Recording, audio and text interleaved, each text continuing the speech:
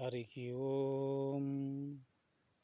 ఒక భక్తుడు వెంకటేశ్వర స్వామిని అడుగుతుండు, స్వామి నువ్వు 3 నామాలు ఎందుకు పెట్టుకుంటున్నావు అని. నాయన, ఈ 3 నామాలకి 3 ప్రమాణమైన మాటలు ఉన్నాయి కనుక ఆ 3 నామాలు పెట్టుకోవాలి. ఒక పక్క బ్రహ్మ, ఒక పక్క ఈశ్వరుడు, నడుములుండే ఎర్ర తిలకం నేను నాయన. కనుక ఈ మూడింటిని ఎప్పుడైతే మనం ధరిస్తామో అప్పుడు మనిషి మహావిష్ణుగా మారుతుండు. కాబట్టి ప్రతి మనిషి కూడా గౌరవంగా బ్రతకాలి అంటే ఈ 3 నామాలు ఎవరైనా ధరించవచ్చు నాయన. దీనివలన ఏ ప్రాబ్లం లేదు. ఆయురారోగ్యాలు కలిగి ఆనందంగా ఉండి ఎదటోళ్ళు ఎవరైనా సరే ఈయన ఏం మహానుభావుడో అనుకునేలాగుండేదే ఈ నామాలు. కాబట్టి ఎవరైనా సరే ఈ నామాలు పెట్టుకోండి, ఎవరైనా కానీ ఈ బొట్టు పెట్టుకోండి. దీనివల్ల ఏ పొరపాటు లేదు నాయన అని చెప్పని వెంకటేశ్వర స్వామి ఆ భక్తుడికి చెప్పటం జరిగింది.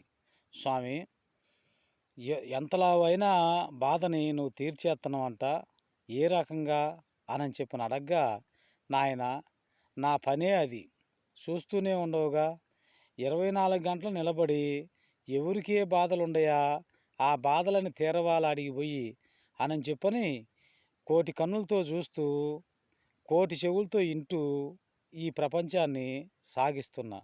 కనుక ఎవరైనా ఎవరి వల్ల కాకపోయినా ఆపద మొక్కులవాడా నువ్వే ఉండవు స్వామి అంటే నేను వచ్చి ఆదుకోవటం జరుగుతుంది. కాబట్టి మీరెవరైనా తలవచ్చు. నాకు ఈ మానవుడొక్కడే మహానుభావుడు, కానీ నాకు వాళ్ళ వీళ్ళ అన్నది కాదు, ప్రతి మనిషి మహావిష్ణువే. కనుక మీరందరూ కూడా నన్ను కొలవటానికి అర్హులే.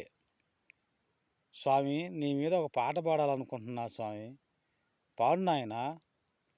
ఆపద ముక్కులవాడా ఓ శ్రీనివాస,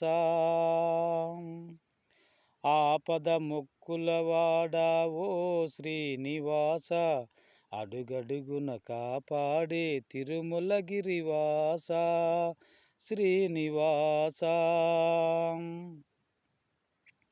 జనులందరూ నీ చల్లని కనుపాపలే, జగమంతా వెల్లు విరిచని చూపులే.